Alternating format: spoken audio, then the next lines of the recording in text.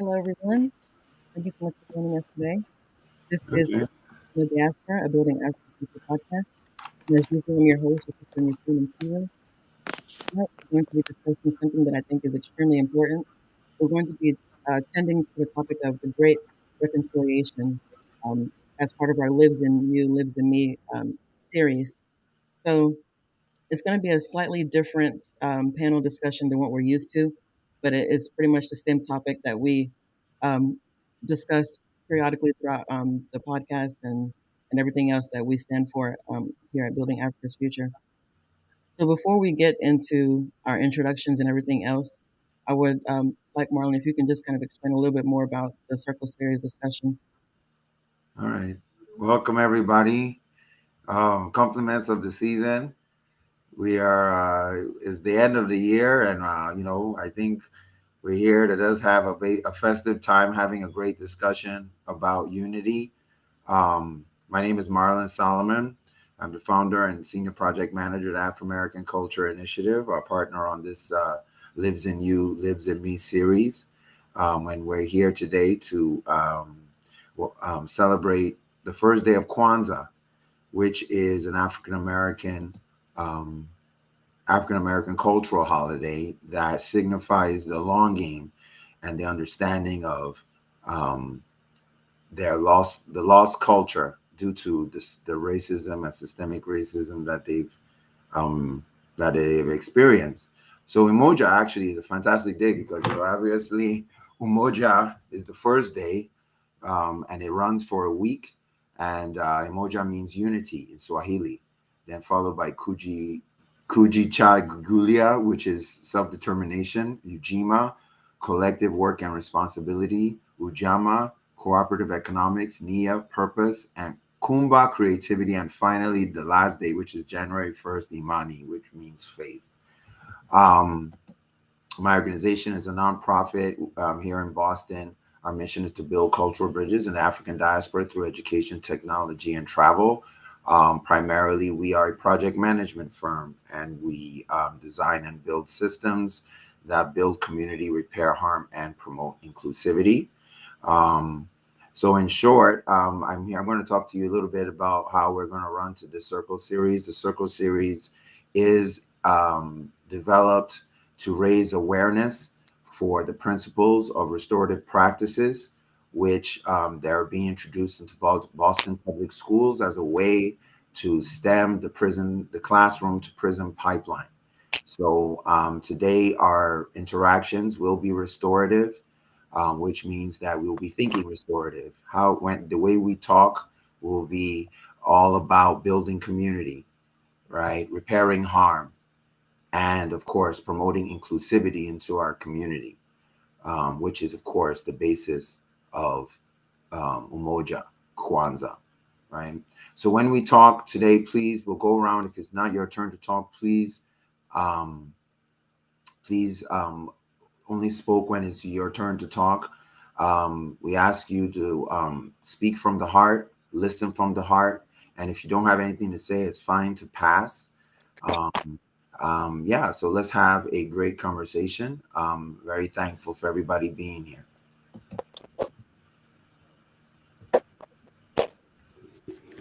So thank you so much for that, Marlon. And for all of those who are tuning, we thank you for watching from your various places. If you could just please let us know where you're watching from in the comments section.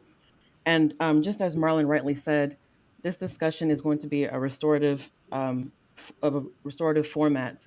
So the topic that we're discussing tonight is obviously one that is has a very lengthy history, obviously between continental Africans and then African Americans here in the diaspora.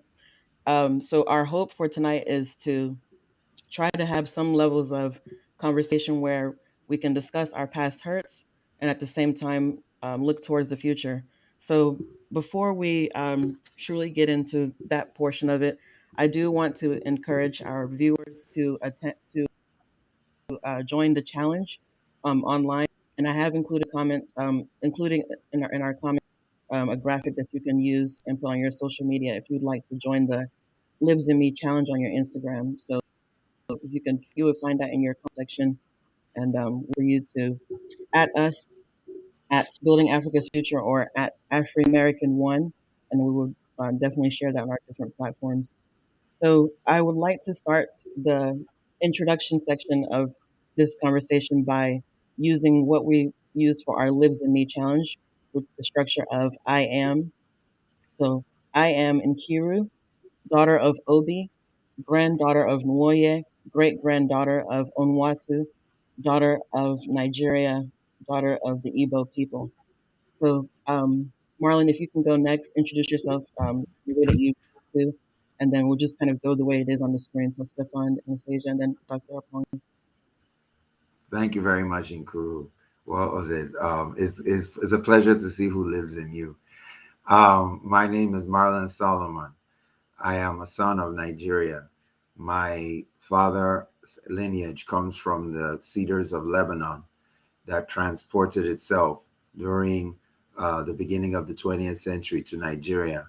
I'm also the son of an African American lady from the Commonwealth of Virginia, whose people have struggled for hundreds of years through bondage and through mental encapsulation.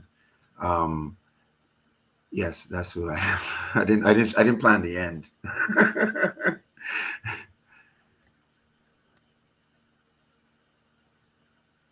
You're muted.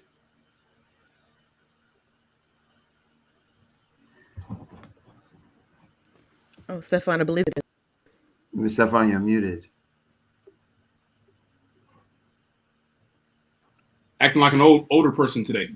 I was saying that obviously you can see my name there on the screen, but I am, as I just finished frying some fish, the descendant of some people that could sure make some food, could sure make some good food. I am indeed the descendant of Greers and Weathers, the Greers all the way back to the first ancestor that we have recorded history of in 1801 in the county of Charlotte, Mecklenburg.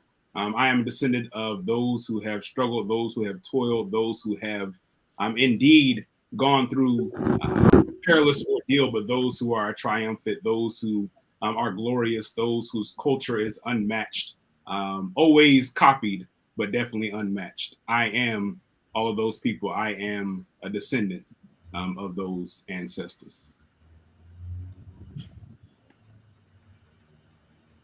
Hi, my name is Anastasia.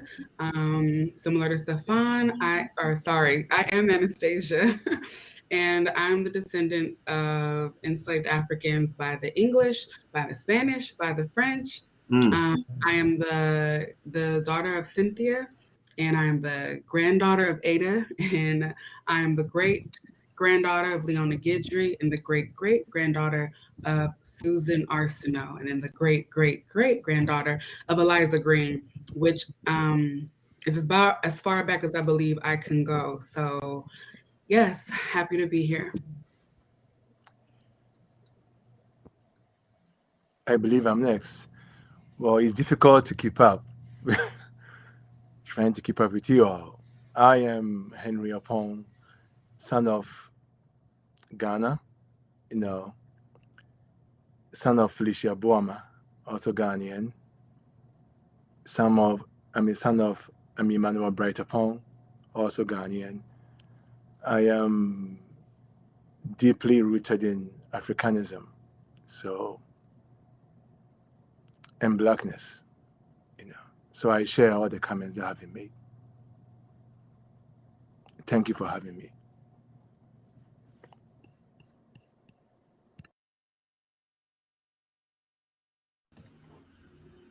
Thank you, Dr. Apong. Chi, are you able to present yours?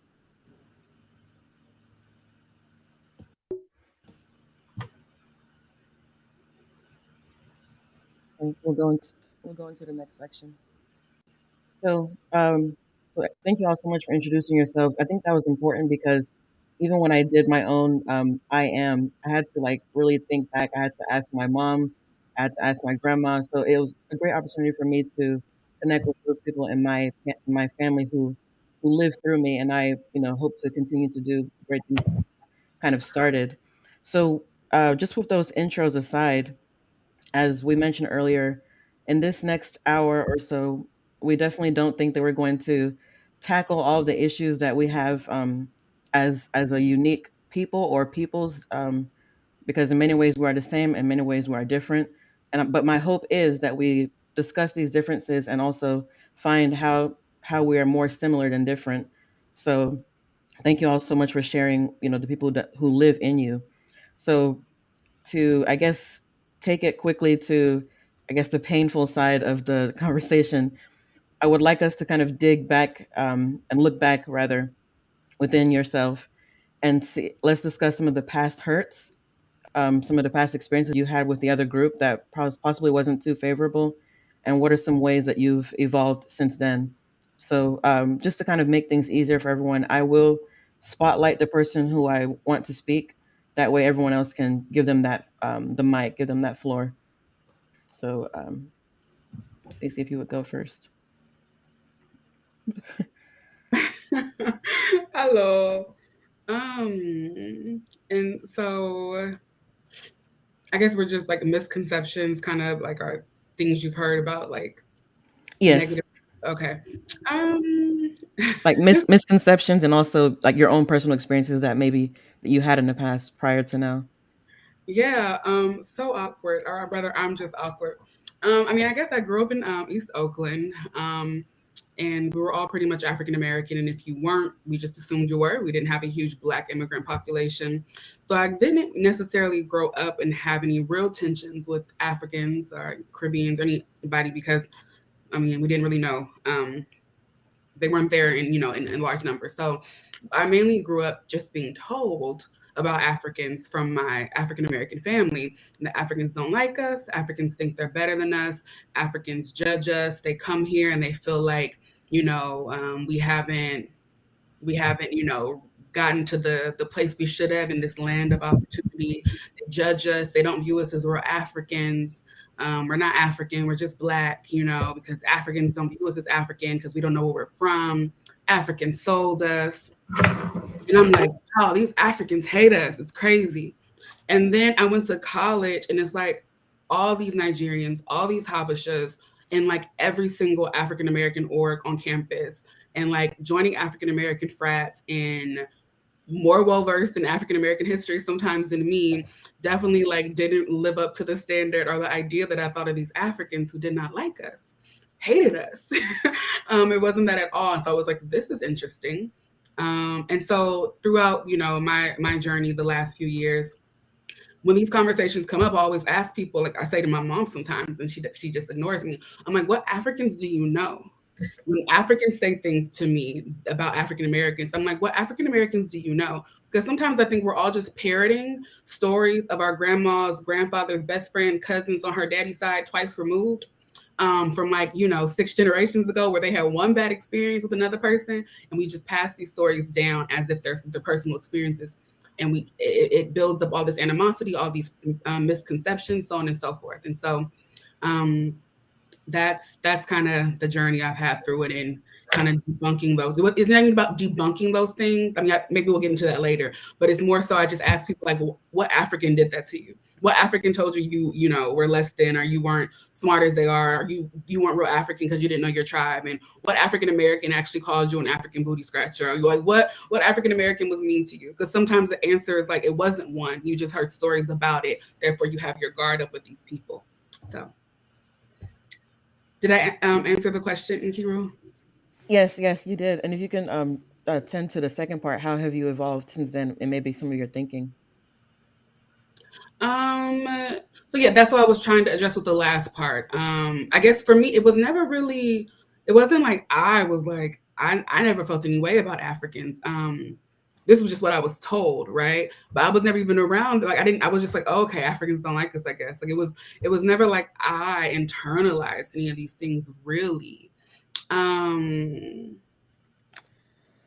So yeah, I mean, I think part of the evolution for me has been trying to challenge other African Americans. And because I tend to, I've been learning Igbo, which is a language spoken in West Africa. And so I'm around a lot of Africans, and sometimes they'll feel comfortable to say things to me about their own preconceived notions about my people. And so when I'm in that space with the continental Africans or diasporic Africans, I always just try to challenge it, like, well, why do you think that? To you? And a lot of times it's not even a personal experience. That's what I've noticed. And when it is a personal experience, if it's my people who harm somebody, I'll apologize for them. I'm sorry that you went through that. But like, if you want, like, let's unpack some of like the history and context about why they may have said that to you, not to justify what they said, but to understand. And so maybe you can move forward in your interaction with people from that group, my group, or vice versa in the future. So yeah, did that answer it better? Yes, that was perfect. Thank you so much. Gonna see, Marlon, you can take the next. Okay, thank you. Before I get started, please, if anybody has signed up for the Lives in Me challenge, to the DNA giveaway that we're going to do at the end of the hour, please signify that in any of the chats, so we can make sure that you are going to get in the raffle. All right. So the question: what are some past hurts or experiences that you've had with the other group, and how have you evolved since then? Well, for me, the other group is both other groups. I'm never ever kind of at home. I always make that joke because when I'm in Africa, I'm considered an African American, and when I'm in America, I'm considered an African. So that's always somewhat. I don't know whether it's hurtful, but it does feel discouraging to know that, like, there's this divide that I have to be on. And on one side, I'm standing up for people that have just got here, and maybe they don't have the great understanding of the other group, so they say things that are hurtful. On the other hand, I'm also defending people who have been here for a very long time and are not understood, and the cultural loss and the cultural removal in the African American community is not completely recognized. So how I've evolved, well, I mean, obviously, putting these kind of forums together to discuss some of these issues. This organization was started with this very Lives in Me program, and the whole idea was to bring my two sides together. So I'm hopefully that we're doing that here. So yeah. Excellent. So I have a very, I guess, a different approach to the two particular questions. So for me personally, similarly to what was previously said, I didn't grow up. I know people that did, but I didn't grow up with direct experiences of any hurt that I experienced from, as we say, continental Africans, or even others in the African diaspora that are not born in the United States. I didn't have those experiences in particular. My experiences were mostly, and Nkiru, both of us being good friends, could tell you my experiences have been relatively positive, great, if you want to say. So for me, this has always been something that I have tackled from the perspective of the things that have been told, the narrative, so to speak. I'm a big person about what the narrative is.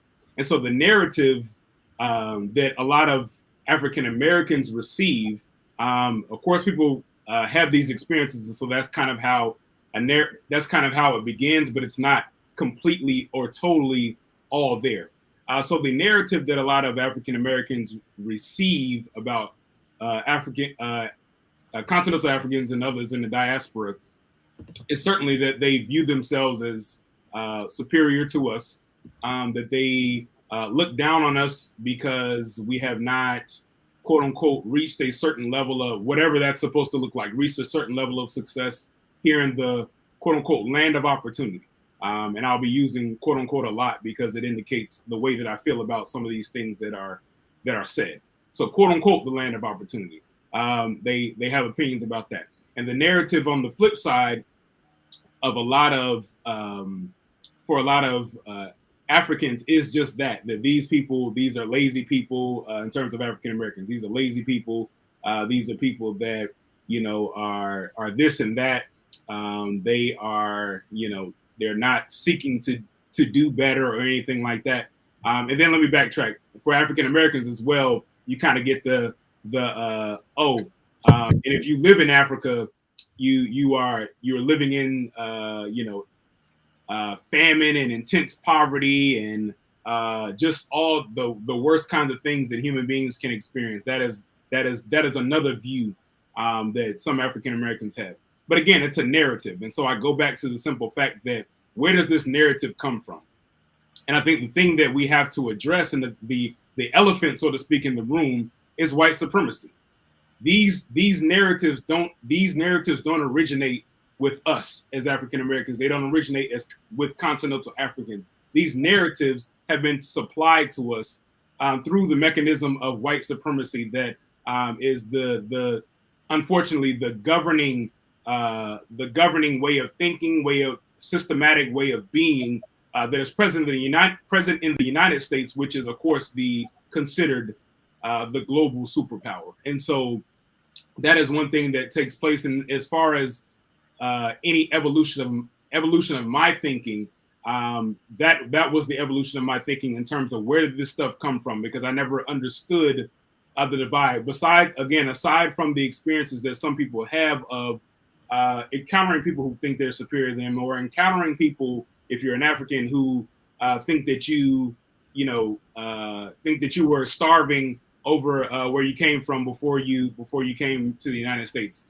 Aside from those experiences, this narrative, I grew to accept and understand that this narrative was rooted, that both sides received, so to speak, is rooted in white supremacy. And another thing that I wanted to say in terms of, how this has kind of evolved for me, is just in the idea that for me, one thing that I have encountered is the idea that African Americans don't have a culture, or we have a lost culture. Certainly that is the case. Those who were brought here through the transatlantic slave trade on ships certainly they lost the culture that they previously had, or in large part that took place. Now there is scholarship to suggest that a lot more was preserved than what we might think, or what has been told to us. But in large part, a lot of things were lost, but a new culture emerged, an African American culture, as I said, kind of alluded to in my introduction. African American culture is probably the most copied culture worldwide. You can see it across the board in food. You can see it in music. You can see it all across the board. African American sensibilities and culture is copied globally. So the idea, it's really a myth that African Americans don't have a culture, or we just totally lost the culture that we had, of course, when we were taken from West Africa. That is a myth. A lot more was preserved than we realized. And what emerged in the United States was a brand new culture that is culture and has been copied, sometimes appropriated around the world. Thanks, Pao. That was a really great explanation. Dr. Apong, if you can share. Yeah, my experiences are a little different, but also similar in some ways.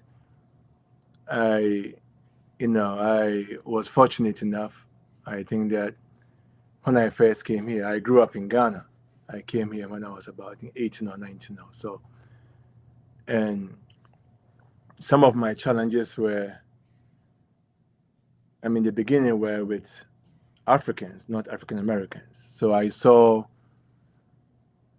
some Africans, some from Ghana, some from Nigeria, some from, countries where my hope was, I have seen folks that are from Ghana, Nigeria, we are from the same place, so they will be more receptive, but that wasn't the case. So I recall situations where blacks who are Africans from Ghana and Nigeria, basically perpetuating some of the very narratives that you would have expected from somebody else, not from, where you come from. And also, over the years, I also ran into things that were more around what children have been taught. So I recall some of my students, over the years, using words like African booty scratches and those things. And then you cannot blame the children because either they saw it somewhere else or some of those things were instilled. But my ideology was always very clear. I always saw blackness as those who are black. So I never had any thoughts around the separation. So before I even came here, I saw black folks as just one entity, one group. So blacks in Africa, Jamaica, Haiti, America, everywhere else. So it was just a clear understanding about blacks are blacks. So I had no reservations about African Americans. I knew they were one of us, knowing that they happened to be kind of the word around, Ubuntu. I am because you are, and you are because I am. So I was very aware of that. And I also knew that someone mentioned, my brother before me mentioned, white supremacy and everything else. And I think it's also very important to acknowledge and to really underscore the fact that a lot of these things were, they were, socially constructed and perpetuated. So just like on televisions or in the media, blacks were depicted to be a problem. It was the same, depictions that we saw of those who live in Africa. So the famine and not wearing clothes and everything else, yes, these were all clear attempts to divide blacks from blacks, to kind of simply to let African Americans know that those, or where they came from, those, who still live there, are different from them. So I really appreciate the fact that my brother mentioned that it's all rooted, white supremacy. And it's very perpetual. In the sense that, it still happens. And I also ran into many situations where African Americans who kind of often try to distance themselves when they were called, Africans. They didn't want to be associated with those who came from, the motherland, And over the years, they have evolved, And I think there was this idea that there was something wrong with those who came from the motherland, and that being associated with them was a problem, I remember one time I had, this gentleman, I asked him, I said, "Are you from Cape Verde?" He got very upset. "No, I'm not from Cape Verde. I am right here from America. I am American." As if being from Cape Verde was a problem, But then the idea about how history has been distorted, So I think that, again, it's an attempt to further divide those who are different from the majority. And how have I evolved? Oh, I'm sorry. Go ahead, Mike. I think I have evolved in the sense that I always accepted the fact that all blacks were in one community.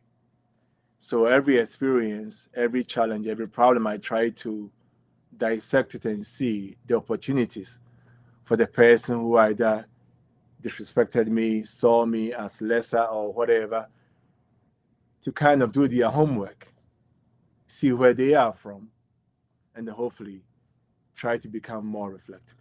Thank you for the time.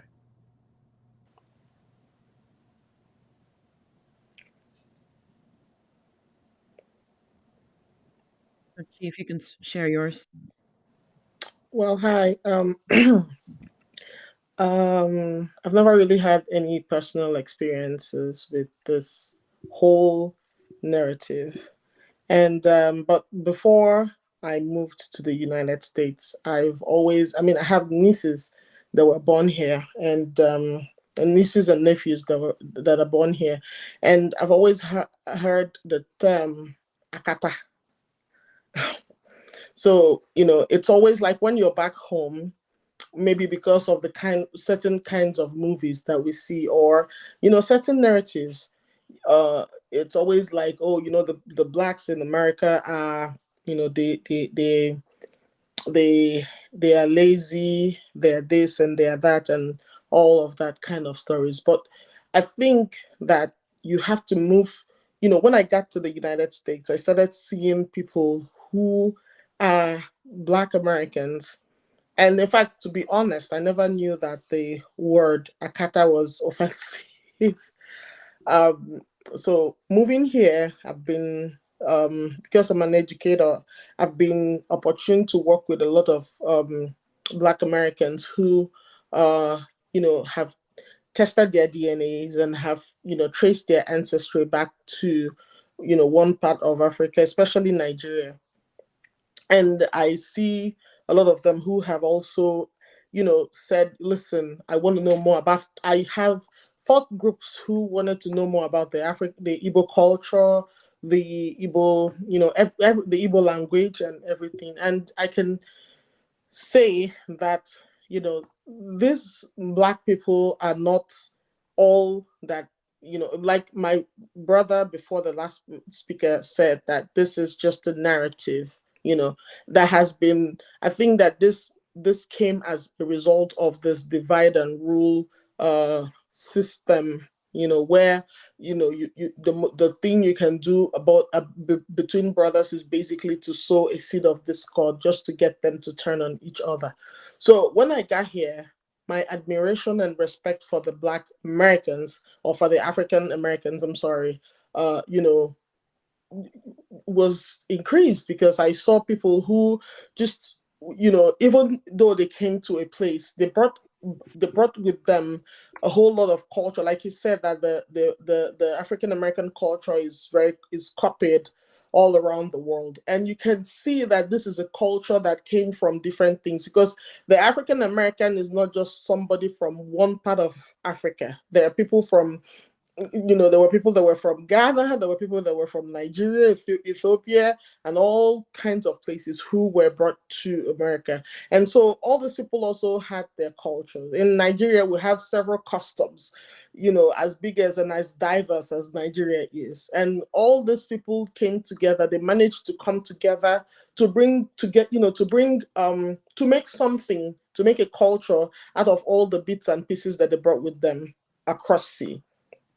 So I personally have never had any experience. I've never been called an African booty scratch. I think people get confused with the way I look and the way I talk. And so I've never really had any personal experience. But I believe that somehow this whole narrative, or this whole mentality, or this whole issue was created by some people, who have instilled some kind of division between the Africans that are back home and then the African American. Because if you actually look into it, whenever I talk to the people that I teach, and we start to have conversations about what kind of things did you guys do, what kind of culture do you have, and things like that, you can see that there are so many similarities. There are similarities, undeniable similarities that are, right there looking at you in your face. Even names, we have been able to look at some names and say, oh, look at, where did this name come from? I remember somebody was giving me an explanation. I've forgotten now about the name Chalk, And so I just still agree with the speaker before the last, that this is a narrative that was formed just for no reason, because the further you dig into the reasons why this division is there, the more you will get to understand that this is just not, it's not, um it's basically empty. It's just a narrative. Somebody was saying that some people have not even had this experience before. It's just a story, that they heard, a story that they heard, or something that somebody told them that they experienced. And so this is, I feel like, it's not just between the African American and the African American and the Africans back home. I feel like basically the Black man has this issue, because back home, where we have the issues of the caste systems and all that kind of stuff. If you also investigate further, if you go back home and investigate further, you will also find out that some of these things are just narratives that are put out there. If you actually do thorough investigations, you will understand that there is really no substantial evidence as to why this is. So that is all the much I can say. Thank you so much, Chi. That was really a good explanation. So I definitely want to use the opportunity to talk about my own personal experience. So as Stefan has mentioned, we grew up together. So in my family home growing up, I always had a favorable view of African Americans because of how I was raised. So my dad would always show us documentaries about Black American history and African history and all these other things like that. So I didn't see African Americans in a negative way from early childhood up until now. Because I kind of grew up in a home where history and all these things were appreciated in context. Um, but I will say of my personal experience, just kind of growing up, because I came here at an early age, which is something that I talk about all the time. And I think for many young African children who grew up in the 90s, early 2000s, they have a similar experience. If you're coming from Africa and then you grew up here from an early age, not so much for the kids who are being born here now, like let's say um, kids who are born, like let's say someone who grew up here and then I have a child, their experience would be drastically different from mine, being that I was born, back home on the continent, then I came here, and then my parents were obviously, deeply socialized as Nigerians or as African people. So and I think Marlon, you touched on this earlier too, this kind of notion of an identity crisis. And for me, it was just kind of this weird feeling of seeing people who looked like you, being African Americans, but kind of treating you like an outsider because your name was different. The way that you're raised, your upbringing is a little bit different, and they kind of find it strange or funny. Um, so I think kind of growing up, I had like lots of weird moments like that where fellow black kids, like I didn't really get along well with them, not because I was being like I didn't like not that I had personal issues with them, but because they, maybe because of things they heard, at home or what they saw on TV, which I know one of you mentioned earlier about the role that media plays in kind of dividing us. So they kind of saw me as like this, weird person who has a funny name and this and that, this and that. So, having that, trying to relate, at an early age was kind of an issue for me. But at the same time, I had this appreciation for their experiences and their culture and their heritage and everything because I saw it as something that was beautiful. I saw it as something that is like important because again, that's just how I was raised to kind of view it and see it. And even till now, obviously, I see the importance of you know understanding or having these kind of conversations, which is why I've kind of devoted so much of my time to building even this podcast, everything else, because it's something that I'm clearly passionate about. Bringing connections or building connections rather, and having these conversations and using it as opportunity to learn from the other group or the other person, because I think a lot of times we have obviously conceptions until we open up and have conversations. Um, and just to kind of touch a little bit more on the identity crisis aspect, you know, when I went to schools that were predominantly, black schools. So black largely Black students. I went to school with a lot of Black American students. But then when those like my eighth grade year, I went to a school that was more mixed. So it was a lot of Asians, a lot of white kids. And so it was weird to have better relationships with the white kids at that age versus my fellow Black kids. So that was the identity crisis that I kind of, when I reflect on past hurts or past experiences, I would say it was that. Just kind of feeling like I was different or feeling like I was some oddity, because I came from the continent, even though I grew up here and, have, lots of, I guess, like Marlon was saying earlier, if I were to go to Nigeria right now, they would see me as an American because, my upbringing, despite the fact that I was raised in an African home, my socialization is still very much American and my orientation is very much American. But just to kind of go to the next topic, with that in mind, there's this one quote that I hear often in many different ways, where it says, "The biggest distance or the largest distance between two people is misunderstanding." So, with that, I would love for us to kind of talk about some of our similarities and differences. And I did want to kind of, for the sake of time, I had like some topics that I've written out already, um, but I want to talk about some that are more maybe maybe unique, not just the traditional family and marriage type of things, but we will possibly cover those too if we have time.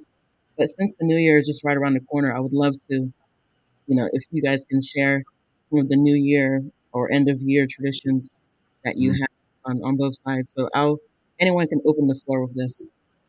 yeah. Oh, I got one, especially on my African American side.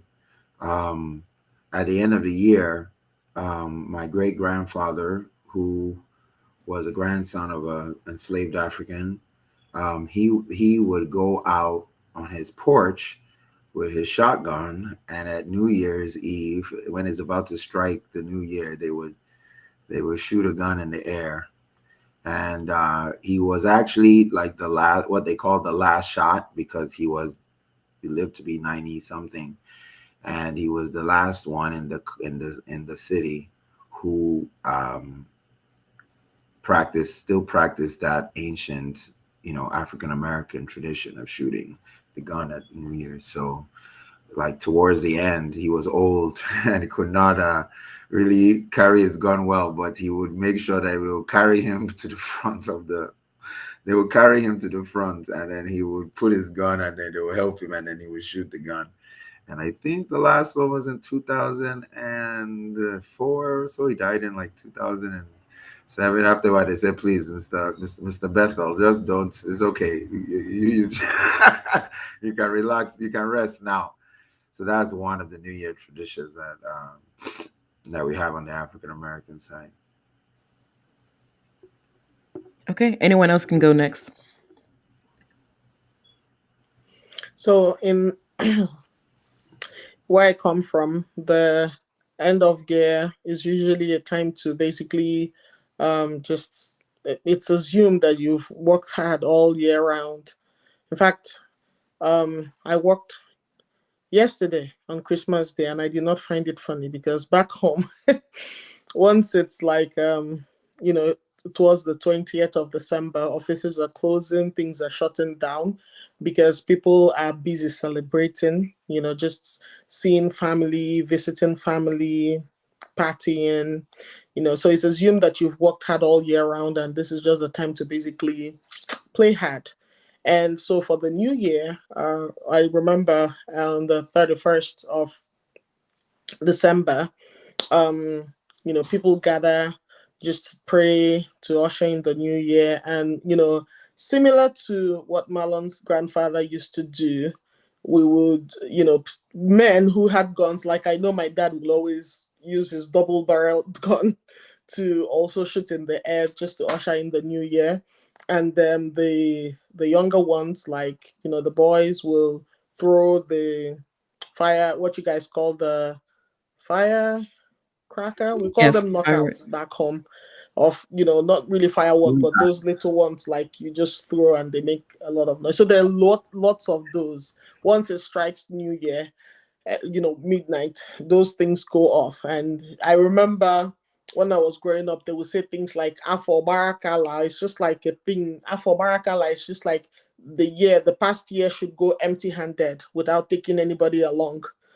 So it's just they just keep throwing the thing and keep saying it. And I mean, when I got here, I realized that most people still do the fire thing. They still throw the the fireworks and things. And I guess, so that's one of the main tradition. I remember as a child, I'd always stay with my dad. Well, not as a young person, I'd always stay with my dad. He would always eat a meal of roasted yam and a very spicy sauce.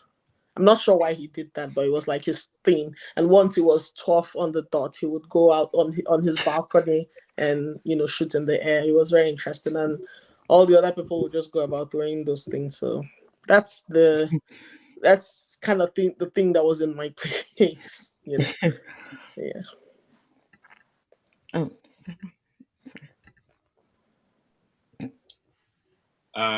So first, I want to answer a question that you put in the chat. In terms of Black Americans or African Americans, which term is preferred? So I don't use the term Black American, but I don't care either way between Black or saying African American. I use both interchangeably, especially in writing that I do. So I'm somebody who uses them interchangeably and is okay with both Black and being called Black or being called African American. But to answer the question about New Year's celebrations, one of the things that I find that of course all African people of the diaspora have in common is that we are very much food-oriented people. In our culture, it's baked into like who we are. And so a New Year's tradition for African Americans or Black people in the United States is commonly to eat black-eyed peas and collard greens, especially if you're from the South.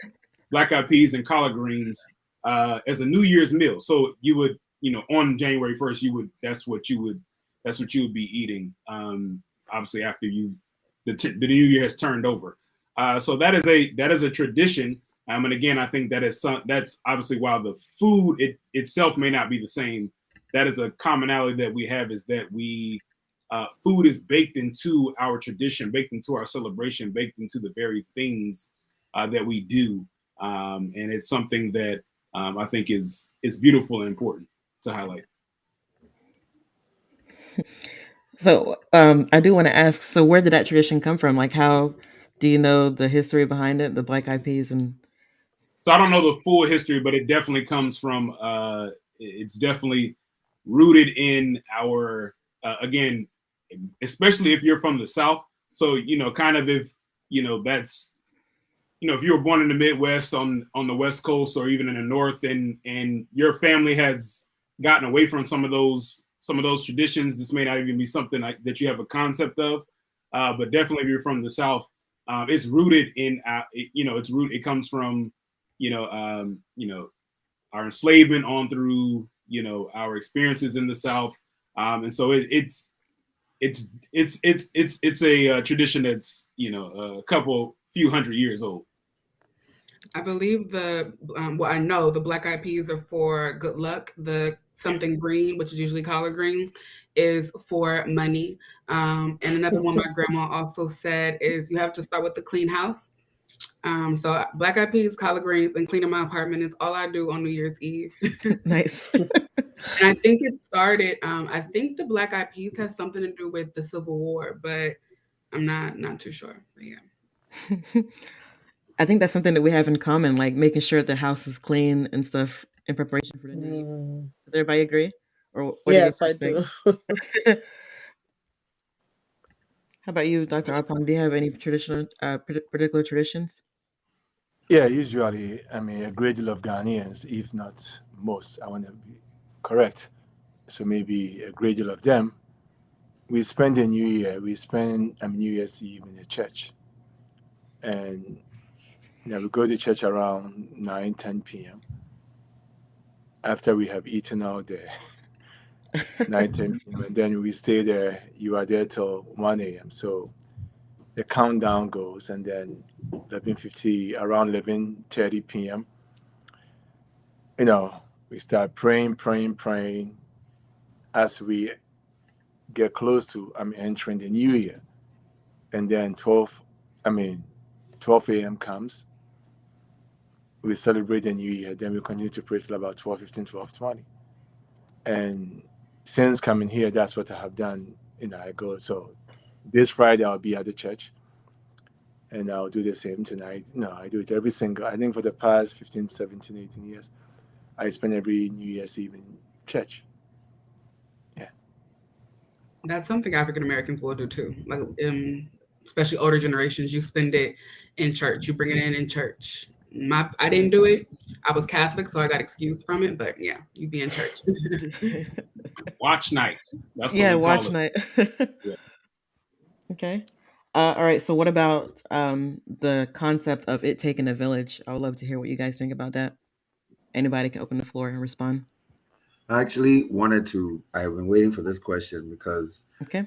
like one of the things about culture that I really want to point out is that when I've looked at the situation, culture that the culture that I think is um, most needs the most like integration with between all the groups is the culture is like more of culture to actually survive communal culture, meaning how do we act as a community. I think many of the other panelists have talked very seriously about um, like norms and traditions, and these norms and traditions usually govern so many things. I think Nkiru mentioned some marriage and all these other things. And I think the main thing in America is, of course, because this culture for self-determination, this culture for, how do we deal with our problems? How do leaders normally um, rise from the ranks, right? All these things are in direct opposition to white supremacy.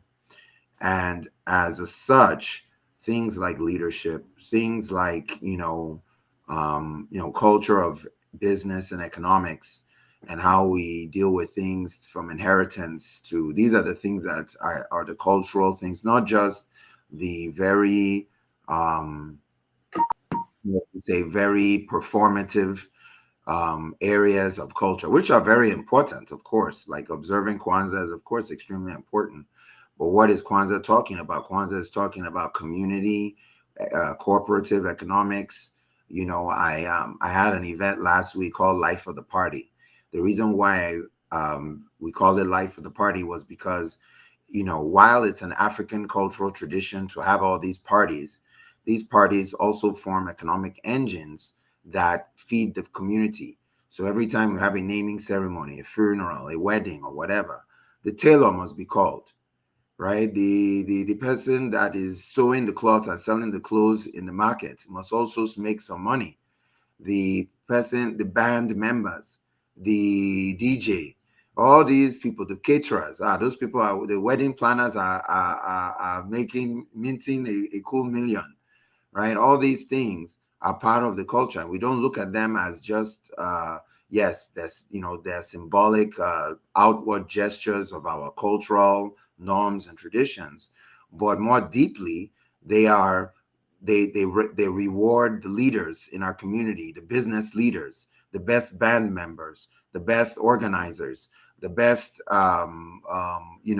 cooks, right? That food, like we said, is very important. And the people that sell the rice, the moi moi, and all the other great things that you find at the celebrations, those are also part of the culture. And I think that's the culture that, the community building cultures of the, one thing we do if we're going to eat and we're the only ones with food, we ask everybody in the community around us so that they will not feel hungry, that please come and join us, right? Us Africans, we have to look at our culture and study it, and how do we evolve it.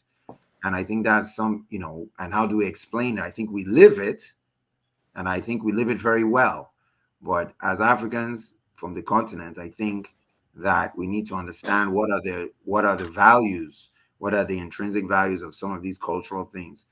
how we solve our problems as community leaders. Maybe it's a council of elders. Maybe it's respecting your elders. Maybe it's eating with the right hand. Maybe, there's so many things that we have. We don't know why they are in there. Our food is naturally selected by, honestly, God himself, because it has the natural good nutrients of food, of greens and meats and all sorts of, beautiful things that by the time you mix it together, you don't need a nutritionist, right? Because the foods are naturally balanced for healthy communities. Anyway, I know I'm talking a lot, but that's the kind of culture that I'm really interested in kind of talking about. These structural cultures that actually make communities stand up on their own and fight for themselves and be self-determinant. Okay, actually, Marlon, you brought up a point that made me think about another question. So, what about, like I said, I don't want us to talk about the typical things. So, what about this concept or this notion of the EI? I don't know if for Black Americans or African Americans, I don't know if you guys have the same, Africans. One thing that we kind of discuss amongst ourselves, um, or like, let's say, for example, a woman who's pregnant, or let's say you have something exciting happen in your life, most people would advise you not to tell others about it or not to post about it or not to announce it ahead of time because they're afraid of some evil person or evil group of people in what we call our village, our hometowns, back home, like this kind of mystic group of village people who. So I would love to hear, what do you guys have anything similar to that, or do you guys kind of feel the same way, about like maybe sharing certain aspects of your life that maybe most continental Africans might view as too personal? So if anyone can That's answer. that's actually a very that's actually a very interesting concept. I had never heard of that. I'm surprised you didn't tell me about that before, pal. But that's interesting to me because there is this notion in a lot of, and I wasn't not sure where it comes from, but there is this notion in a lot of African American families that so not necessarily with the exact example that you're talking about, but you keep your business in house, and so sometimes that's good business, sometimes that is the not so good business that we don't want people, that people don't need to be up and knowing what we have going on. But again, sometimes it is good things that people want to or families I have discovered want to kind of hold on to. But even taking it a step further than that, for a lot of individuals, and again, this is more so where I don't know where this particularly comes from, but it might have some resonance or some roots that we might not have, once again, as I was alluding to earlier, we might not realize was preserved. But yeah, like a lot of people say, don't, how do I want to put it?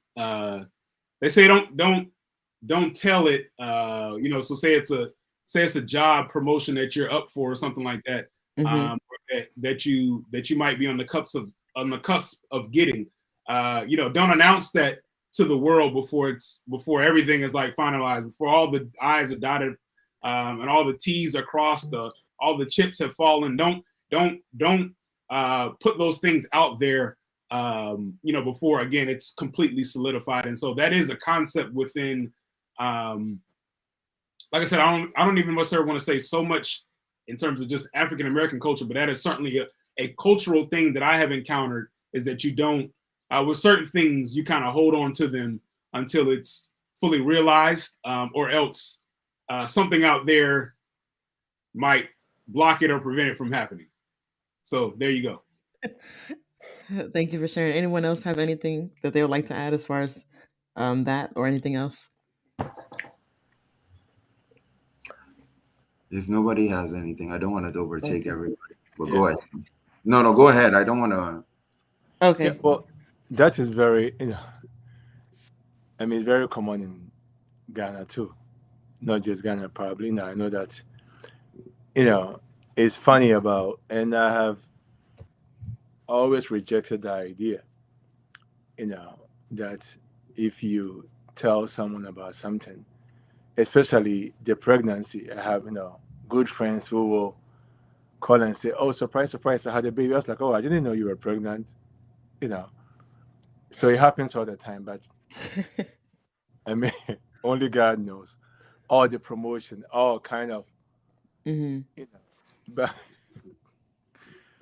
whether that is true or not, I guess those who came before us know more about these things than we do. But I have many stories of those where folks wouldn't say anything. They'll even tell you, "Oh no, I'm not. Oh, this is not happening."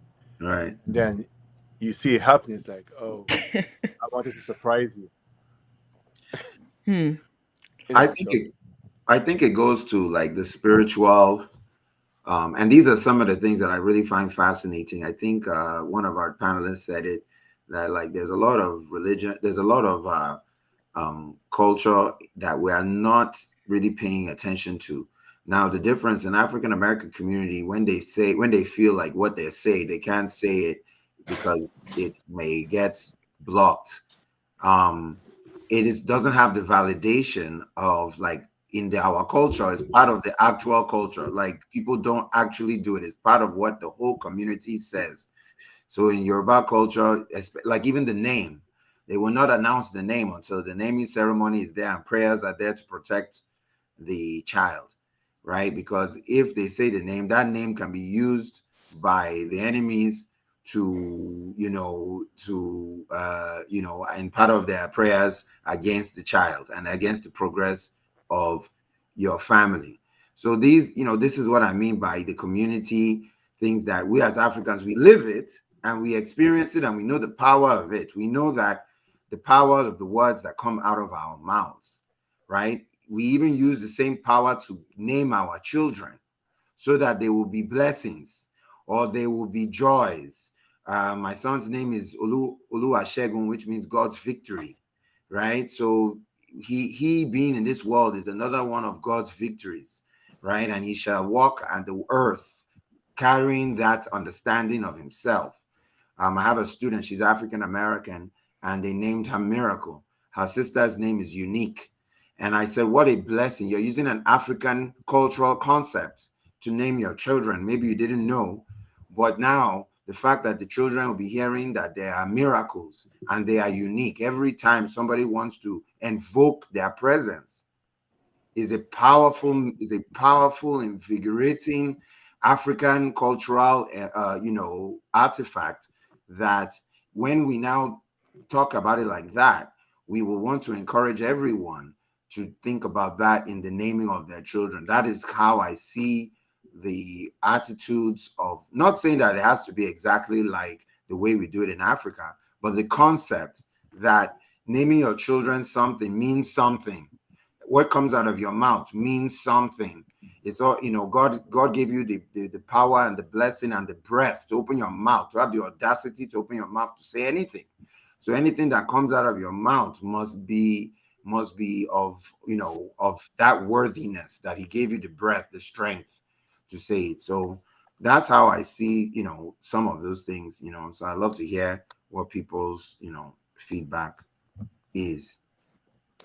and to quickly add to it, with the African thing, there is this idea about wizardry and witchcraft. So I think it's rooted in that too.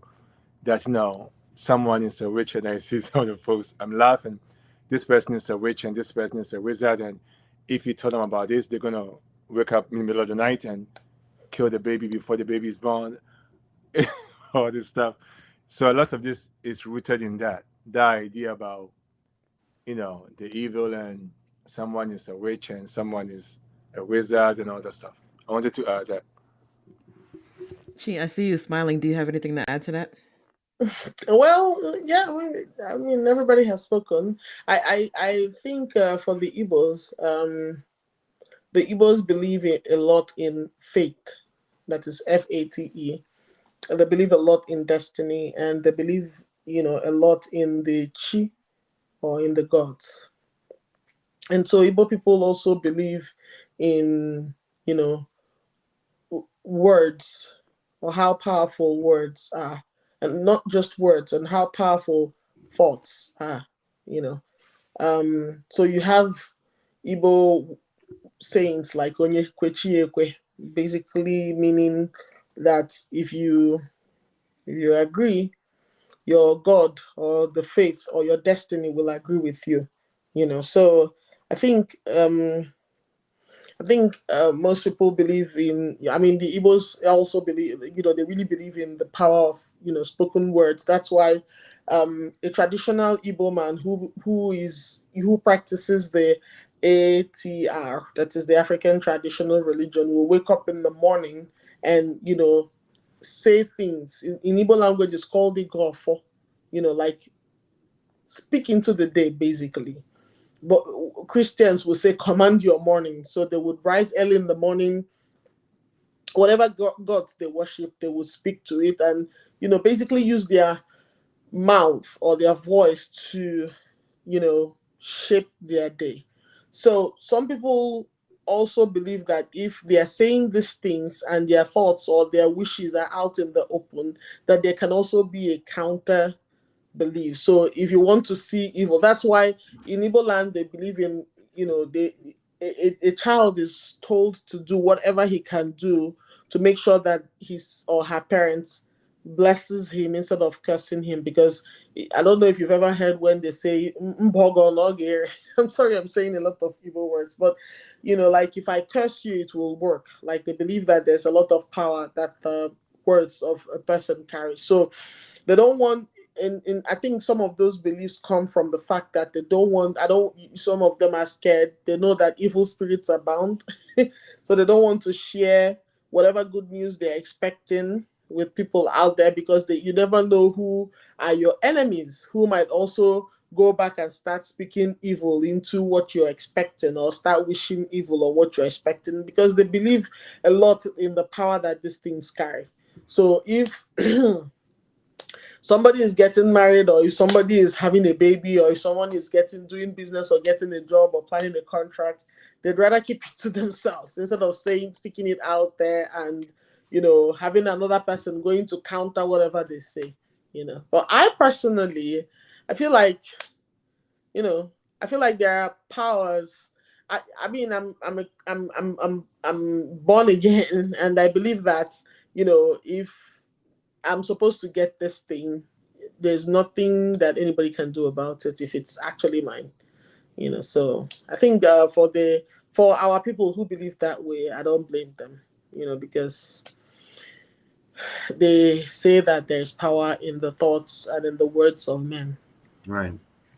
Hmm. I think what you've said is actually the division that a lot of Africans have to get to really get to what Christianity is all about. Seeing as Yes. is that when you are in the light, like we have this belief that like when there's light, light is the only way a shadow can be formed, right?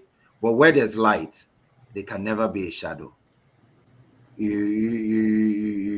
understand that metaphor, and that is, I think, the difference. Some of the like the religious spiritual differences that Africans have to try to find and overcome. That you can't be praying against. This is not Harry Potter.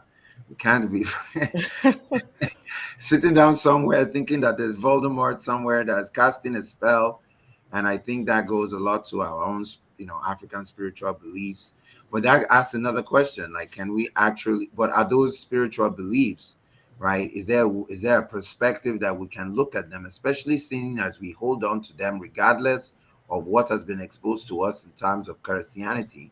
Is there a perception that maybe we need to think of, that our perception has been swayed by colonialists, and all the white supremacy, to not say that there are some parallels in our traditional religion that go without saying, but it's somehow all of our traditional religion, because of some of the more archaic, there are archaic things. I'm not going to say that not archaic things inside our traditional religion, but the vast majority is very in sync with Christianity, right? The vast majority of thought patterns and treating your people right, and proper times of life, when you get to become a woman, when you become a man, all these basic principles all form from our religion, no matter how you want to whether it's, whatever we feel is good for ourselves. Okay, we tell our kids to go to school,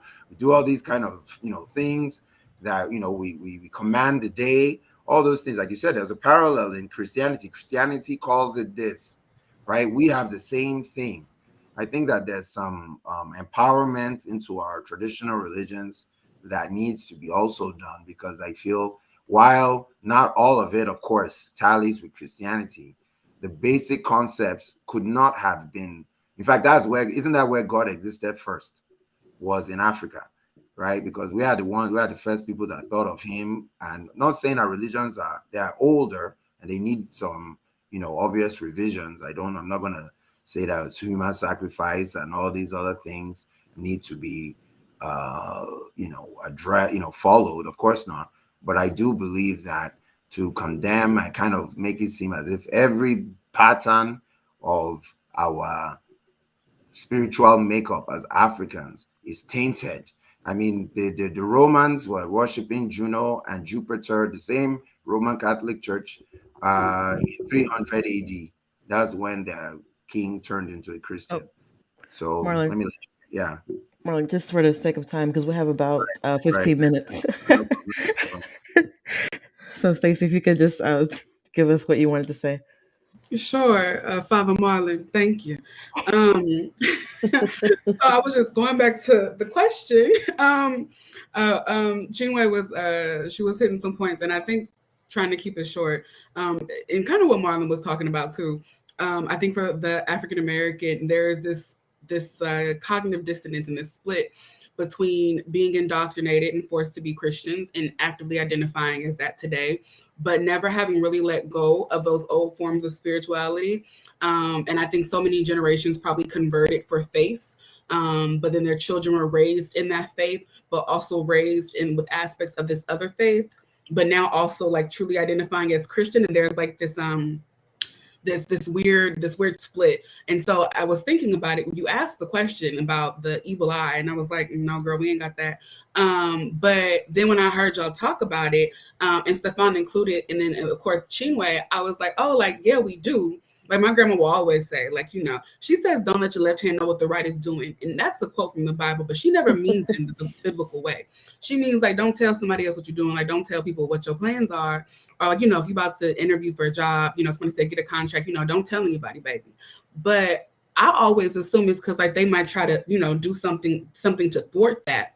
But if you think about it, like, what is Tyrone up the block going to do to stop my contract, right? Like, there's nothing in the physical world Tyrone can do to stop me from passing my test or getting to college. So the only other thing she could be referring to is like in this spiritual type of sense, right? Even though it wasn't said like that, that's kind of the only thing you could be possibly talking about, because some of these things, there's no other way somebody could negatively affect them other than that realm. But we don't even think about it like that, right? And so I think that's also the issue sometimes in just analyzing our own culture, how we think about things. We don't think about it in the full spectrum, But so, yeah, I think that concept definitely exists. But like with many things for us, they don't have names, right? We don't call it the evil eye, or we don't call it this name. Those concepts are there. And like somebody else mentioned, it makes sense because we don't come from one tribe. You're not going to see Igbo culture in my culture. You're not going to see Ashanti culture necessarily, because there's like probably hundreds, if not thousands. There's definitely thousands of tribes that came here, right? And so you're going to see this amalgamation of overarching African cultural principles, as opposed to, Odenani or Yoruba. You're not going to Congo necessarily, because America was so vast and there was so many different slaves. But these concepts, they definitely still exist. So. I love that. I love that. Thank you so much. Stefan, if you could give me one moment, I just wanted to just acknowledge the time. So we do have about roughly 12 minutes, and I do want to be sure we get to this next segment. So again, as this conversation is on reconciliation and about, acknowledging the other side and hopefully learning from the other side, I do want to ask this question, or this, see if everyone can kind of respond. What is one thing that you admire from the other group? And then what is one question that you may have? So, Stefan, if you can go first for that one.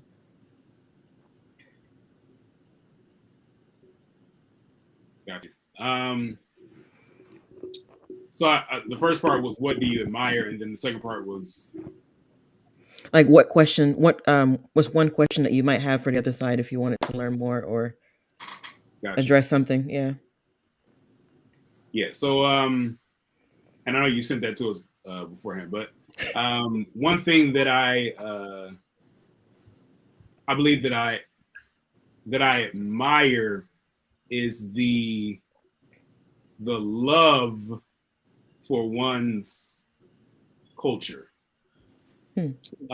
And I think that because here in America, like I, because we in America, Black people or African Americans, those who are descendants of enslaved people specifically, because we have been so, or the attempt, the system is working the way it's supposed to be, because systematically we have been told, or they have tried to tell us and tried to have us believe and take that on ourselves, that of course we are inferior, that we look inferior, that our way of speaking is inferior, that our intelligence is inferior, that our culture is inferior, even though you copy it, even though you steal it and make it your own, and less good than what than what it is over here, particularly with music and food, and they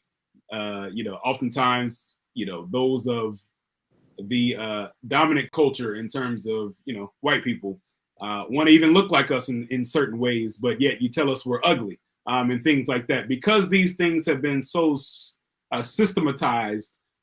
Because of that, I believe that oftentimes a lot of African Americans, even though our culture is something that is admired all over the world, copied all over the world, is something that literally you cannot tell the story of the United States without, not, and I don't mean just because African Americans who were enslaved built the country literally and the entire economy that the United States stand on. That's not even what I'm referring to. But you can literally not tell the story of the United States, of its culture, of its people, without African Americans. Like I said, beyond just the economic engine that we were unfortunately forced to be. You can't tell the story. So again, it's one of those things where sometimes we don't value our culture as much because it has been told to us that you're inferior, that this is inferior, that this isn't right, that something is wrong with you, that blah, blah, blah, blah, blah, that white is right, that this is good, that that is bad, white is good, black is bad. Because that has been continually perpetuated to us, oftentimes some of the cultural appreciation is not always there. And so I think the self-love that comes from the appreciation of your culture is something that I admire. I don't really think I have a question at this time. Maybe you can circle back to me once others have answered, but I don't think I have a question at this time.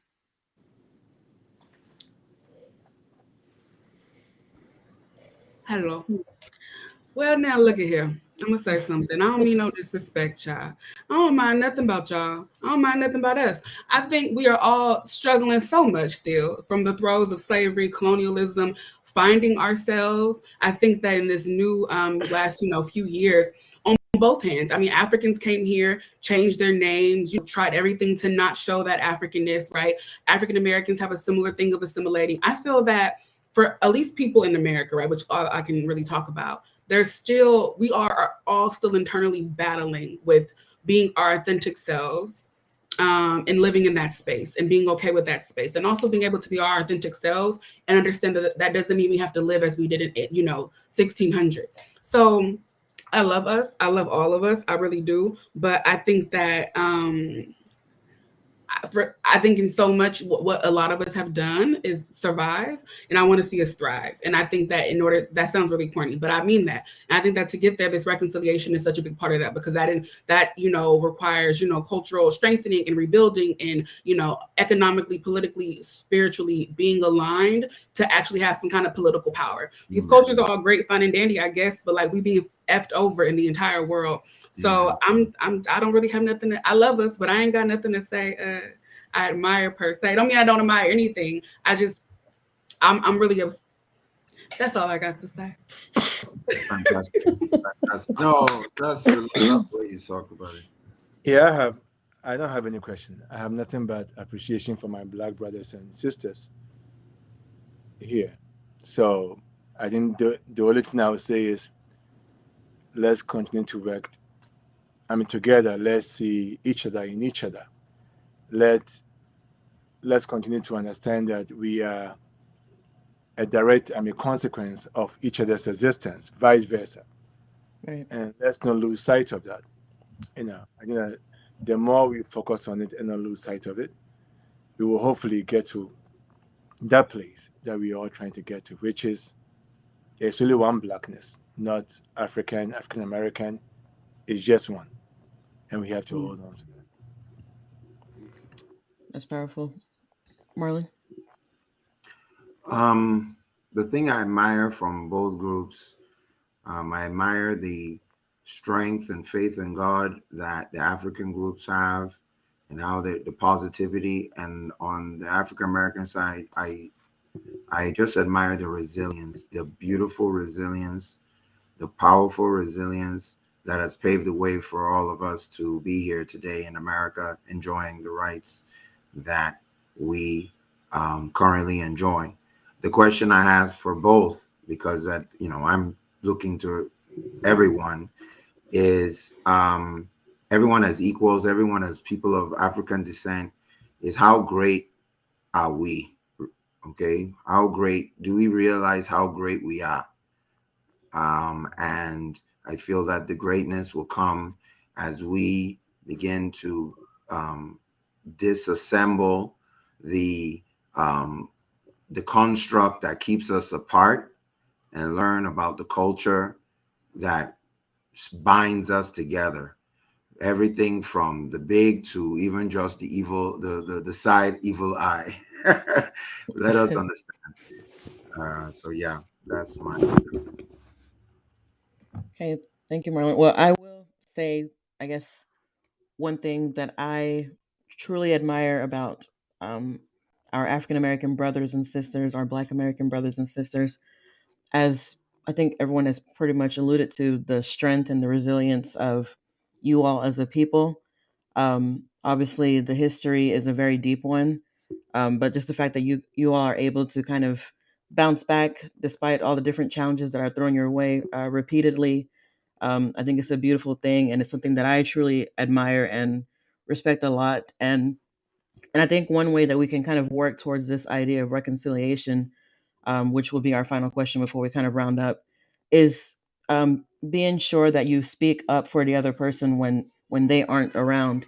And what I mean by that is whenever you are in your groups with your fellow Black Americans, African Americans, or your fellow continental Africans, whenever certain discussions come up that are negative, about the other group, what do you say in those moments? Are you laughing along with them, or are you trying to shed light on history or provide a different perception as to why maybe things are, and kind of educate? And that's something that I'm obviously very big on. It's something I've been very passionate about, for so many years. Just because, again, like I keep continuously mentioning, my upbringing and how like my dad was very intentional about exposing us to a lot of Black American, African American history. They came before Columbus, all these really deep African centered, African focused, African American focused documentaries. The library of books that he had, always kind of praising African Americans and their history and their culture and their contributions to this country and the world at large. And just I want you all to know, all the African Americans who are listening and viewing this, that I personally appreciate you all for all that you have done for us on the continent, because we can't, a lot of the opportunities that we have as African immigrants who are living here, it's because you guys paved the way, and I know you guys don't hear that often enough. So I do want to let you all know that I, as a person, I appreciate that. So to the topic of reconciliation, which again, this is just one day. This is not this is not something that we can target all at once. But on the topic of reconciliation, is this at all possible between us two as our groups? We haven't even included other people in the diaspora. We're just talking about African Americans and continental Africans. So between these two groups, and obviously, you know, it's not a monolith, we all have our different experiences.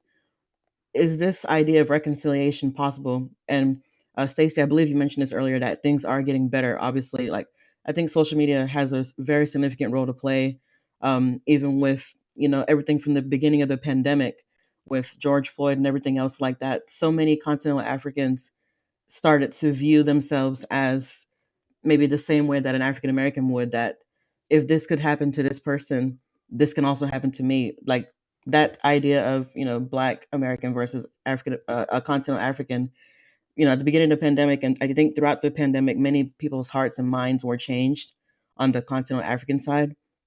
Um, so just kind of put that into perspective. So again, to the question of reconciliation, is this possible and what will it take? So Marlon, I'll give you the chance to go first. Everyone, please, just 1 minute, and then we'll round up. I definitely think reconciliation is possible. I just think that it takes people, you know, really like digging deep on both ends to make the effort. We all know what the problems are, to divide and conquer. We all know that there's cultural loss. We all know that there's also cultural misunderstandings and even cultural misperceptions, especially on the African side, on the effects of colonization on their communities as well. So, so far that effort is there, and we continue to, those of us that want to see this reconciliation happen are willing to put in the work. It's a thankless job, but somebody's got to do it. So, you know, just keep on the fight, and I'm sure that we'll be able to make some headway.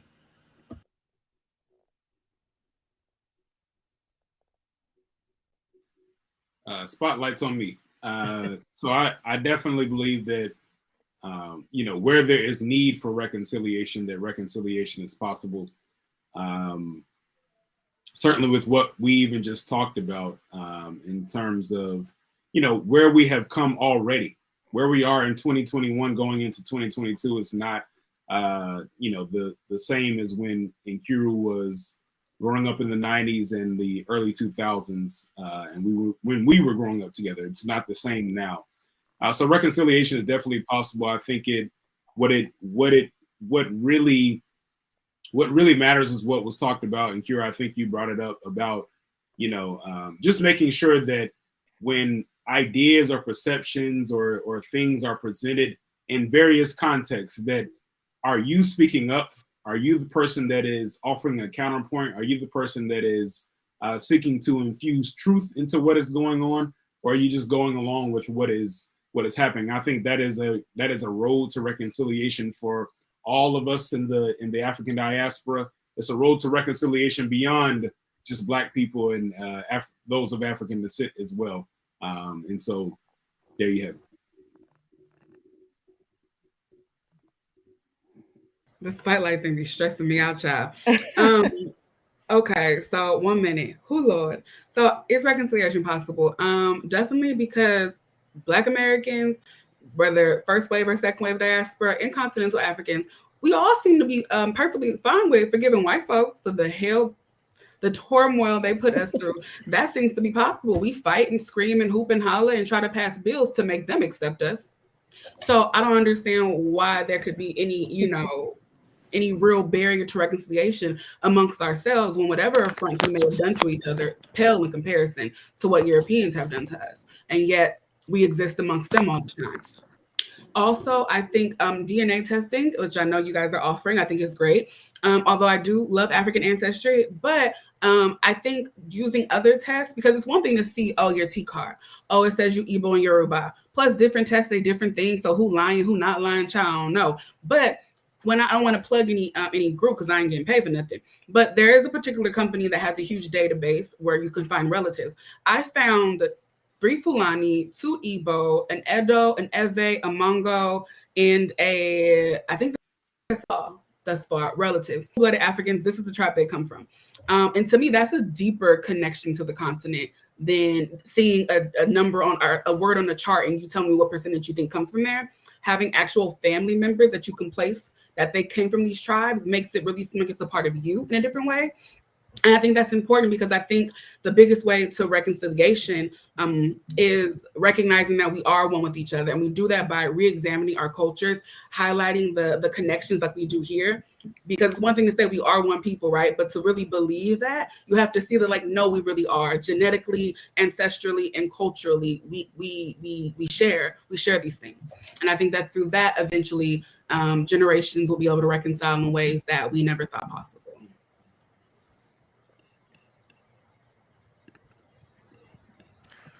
Yeah, I think it's beyond possible. And I think that we don't have a choice. There's only one option. We are all blacks. That's a bonding, and we can't lose sight of that. I think that is beyond possible in many ways. If you look at, white Americans, whether they are from Ireland, Italy, or whatever, they say they are white. But then there is divisions when it comes to us. Black this, black that, black over there, black here, black all this stuff. Unity. That's a central piece. And also we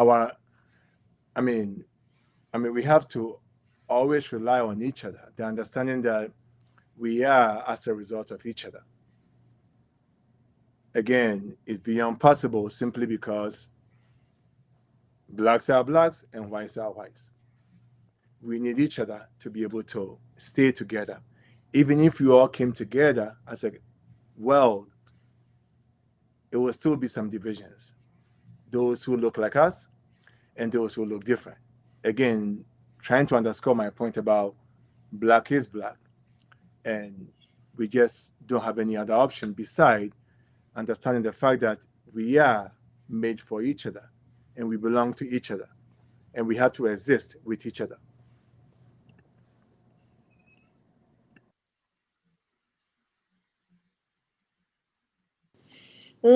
Yes. Okay. Let me start with. I'm sorry I got disconnected. Let me start with um, the admiration that I have for the other group.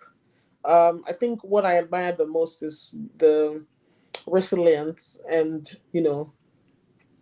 the wanting to survive despite all the past traumas. Because when you read or when you even see some of the stories of the slavery and all the things that have been that happened to some of the people that were enslaved, it is amazing that generations after that are able to still move forward and grow and thrive and survive. So I admire that a lot because, ooh, listen, I don't even know what would have happened if it was my grandfather or my great great great great great great great grandfather that was sold into slavery. I'm not sure the kind of bile that will possibly make me to keep throwing a pity party for myself and not do anything. But we've had a lot of African Americans that have thrived, that have done a lot for themselves, and so I admire them.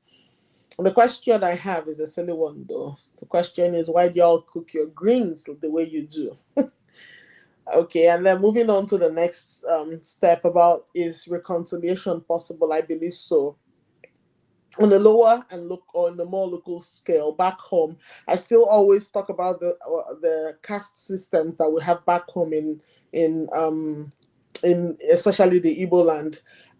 Lately, a lot of communities are coming together to say we don't want this. We're abolishing it. We're eradicating this. We don't want it to continue in our place. And so, if that is possible, if that can happen, then I believe that reconciliation is possible. If we, imagine years ago when Black people couldn't vote, or when Black people were not, were not afforded the opportunities or the privileges to do certain things. Imagine that today a Black man can actually become the president of the United States, and a Black woman can actually become the vice president of the United States. So with all these things, I believe that anything is possible, any reconciliation is possible. So what we can keep doing is to just keep, understanding and move past the narrative. Do not pay attention. If you haven't personally experienced this thing, don't take another person's story and make it your own. don't buy another person's enmity with another person just for the heck of it. So speak up for one another, like Nkiru said. Are you the kind of person who laughs at the other person? Try to understand that this is your person. Stand up for the other person, and also get informed. Some of these things are just mere narratives. Some of these things are also imaginary stories that have also been buried in the minds of people and have churned out hate at the end of the day. So get informed, ask questions if you do not know anything. So I know that a lot of people are quick to dislike or to hate what they don't understand, but try and understand things better. Try and get informed, know things better. And of course, I believe that the more we continue to have this type of discussions, the more we continue to sensitize our fellow people, the more it is possible for reconciliation. I got it worse because I keep saying this. I don't even know where I fall because I'm a black woman in a white woman's body. So see, I also have my own struggles. Some people think I'm privileged, as bad as and as ridiculous as it sounds, but we all have our struggles. So yeah, so let's keep, standing up for each other, and I believe that we will do good at the end of the day. Even if we're not here to reap the fruits of what we're working towards, it's still going to help to create a better environment for our children's children to come.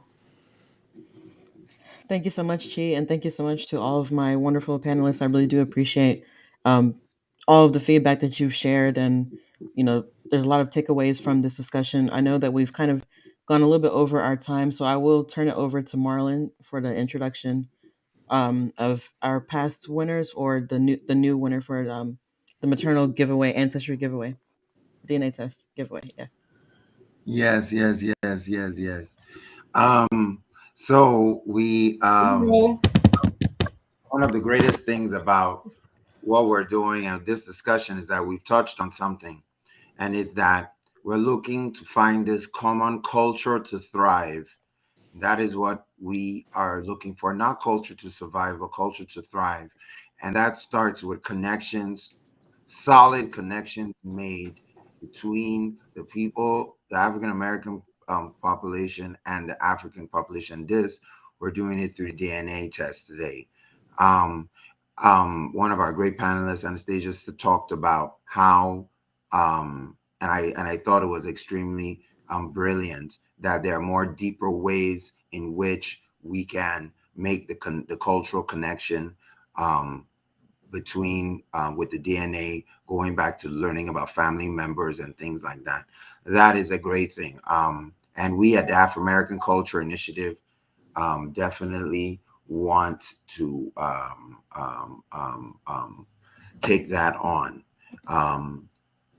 As the, in fact, it goes further. I mean, if we could get this going, I see Afro American Culture Initiative even project managing ways of actually moving back and what services are needed to African Americans that want to actually move back, buy property, things like that. So this is an ongoing, obviously a long-term thing, but nonetheless, it all has to do with this culture to thrive. And so today we're going to give away our 4th annual Lives in Me DNA test kit. It's an African ancestry test kit. The reason why we choose it because it doesn't really just tell you just percentages of where you are. It gives you that ethnic connection to actually being from an ethnic group. Are you a tribe? What part of the tribal makeup of cultural makeup of Africa are you from? So you have a foundation. And I've seen in all the winners that we've had, just fantastic growth, understanding, and these conversations, we're going to continue them. And so now, just to let you guys know how it was supposed to go down, I'm going to show you. Am I sharing my screen? Am I sharing my screen? Nkiru, can anybody hear me? Yes. Okay, great. So now we were supposed to do this thing, and then when a person moves, then I remove them, and we continue going on. But last call. Did anybody else in here from sign up for the Afro-American? I've been asking and nobody did. The only person has been Stacy, and I called Stacy. Stacy is on the line, apparently. So, well, I'll give you your spin just because you have to get the spin. But congratulations, you are our 4th annual Lives in Me winner.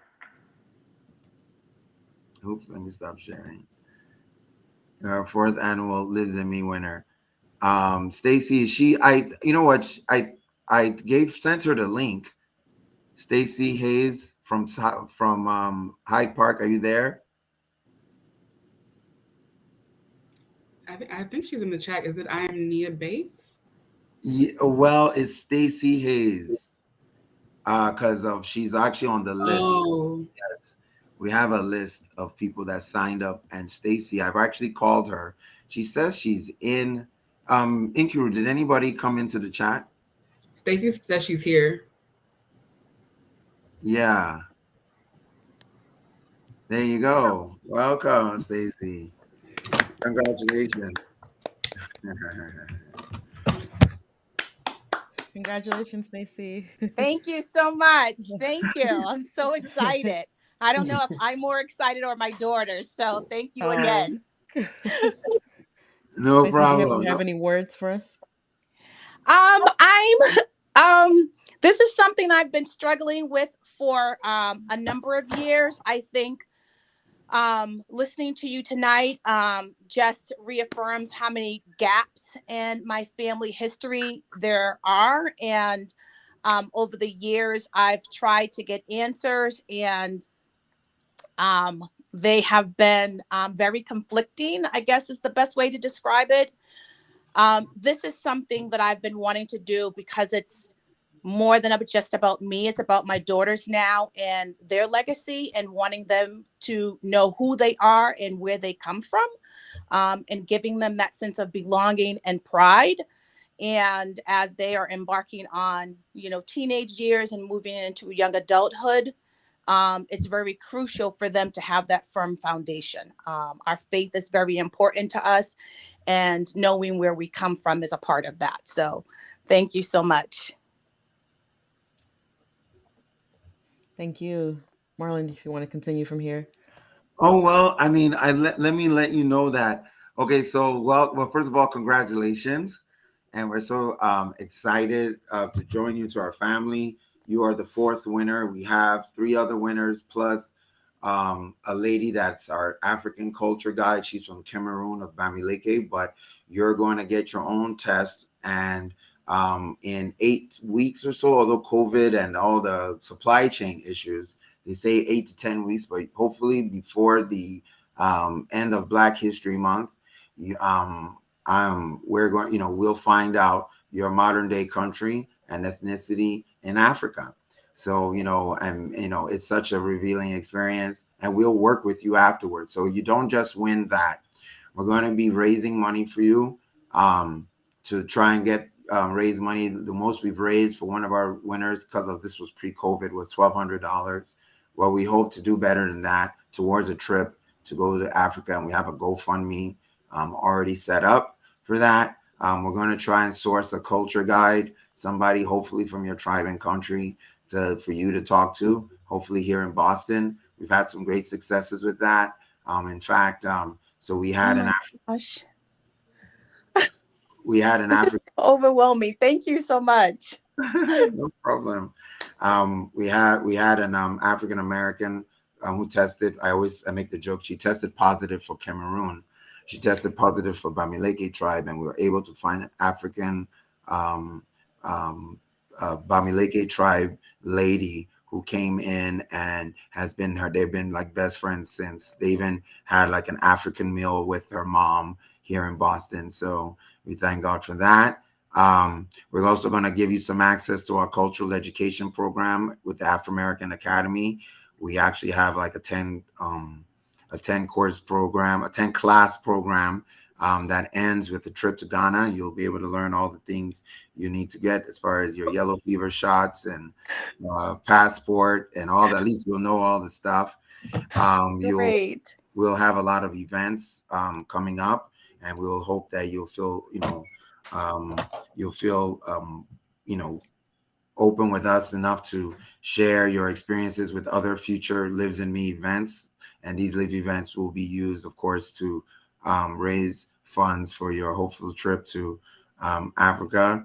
And yeah, we have and then lastly, you'll be part of our little crew. We have like a little support group, a little a little group of like I said, past winners and people who've been involved with the program, and we have little I want to do a little more get-togethers next year and stuff, and just just get to know each other, because our culture to thrive has to do with a lot of oral tradition and talking and just being human beings. And so we want you to know that we're starting our own community, and you're a member of it now. So, well, congratulations once again. 2021 Lives in Me winner. Amen. Thank you so much. All right, no problem. Happy Kwanzaa and Merry Christmas and all the rest of it.